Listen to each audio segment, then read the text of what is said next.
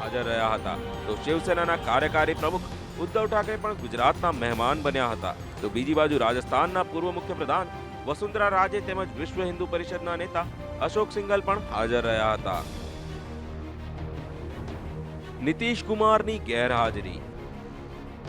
શપથ ગ્રહણ સમારોહમાં વિવિધ પક્ષના રાષ્ટ્રીય નેતાઓની હાજરી જોવા મળી હતી, પરંતુ એનડીએના મુખ્ય ઘટક પક્ષ જેડીયુના એક પણ નેતાની હાજરી જોવા મળી ન હતી, જે નીતિશ કુમારે મોદીના પ્રધાનમંત્રી પદને લઈને કરેલા વિરોધાભાસને છતો કરે છે. અડધો ડઝન બોલિવૂડ સ્ટાર્સ પણ હાજર રહ્યા. આ રાજકીય કાર્યક્રમમાં ફિલ્મી સિતારાઓ પણ ઉમટી પડ્યા હતા.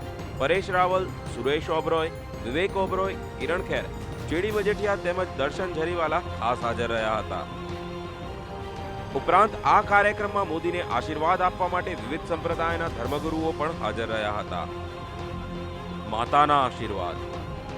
આ રીતે ચોથી વખત મુખ્યમંત્રી તરીકે શપથ લઈ રહેલા ગુજરાતના શાસનની જવાબદારી ગ્રહણ કરતી વખતે વરિષ્ઠ નેતાઓ, ધર્મગુરુ સહિત જનાદેશ આપનારા લાખો લોકોની શુભેચ્છાઓ તેમની સાથે જ હતી.